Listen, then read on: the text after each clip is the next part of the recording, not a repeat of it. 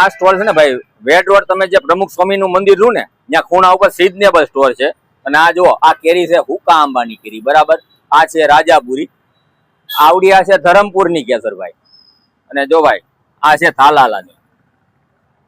તમને અહીંયા બધી વેરાયટી મળી જવાની છે. આપણા એરિયામાં આપણે કોઈની કઈ દોડવાની જરૂર નથી, બરાબર.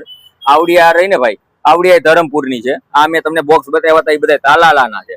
અને જો ભાઈ આ રહી ને આ કેરી, તમને કોઈને ખબર છે આ કેરી કઈ છે? આ કેસર નથી હો ભાઈ, આ કેરીનું નામ છે ગોલ્ડ કેરી. કઈ? ગોલ્ડન.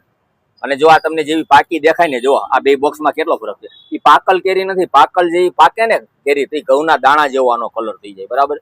અને જો આ તમારે કોઈને કેરી લેવી હોય ને તો એકવાર તમે અવશ્ય આ સ્ટોલની મુલાકાત લેજો અને મને કોમેન્ટમાં જણાવજો, હું તમને એડ્રેસ આપીશ. અને જો આ સ્ટોલના ભાઈ આપણે ઉભા છે, ગૌતમભાઈ, આ થોડીક આ તમને આ ગોલ્ડન કેરી રહી એના વિશે થોડીક માહિતી આપો ની ભાઈ. આ આવશે ગોલ્ડન કેસર, જે એક્સપોર્ટ ક્વોલિટીનો માલ હોય, અમેરિકા, કેનેડા, જે બહાર વિદેશમાં એક્સપોર્ટ થાય એ વસ્તુ છે.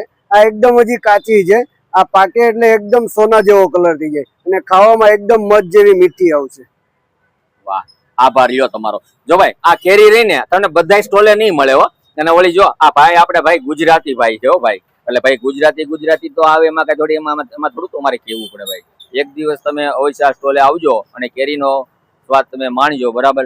ગોલ્ડન કેરી તમે કોઈ ખાધી હોય કે ન ખાધી હોય, પણ ગોલ્ડન અહીંયા ખાવી હોય તમારે તો અહીં લેવા આવજો. જય શ્રી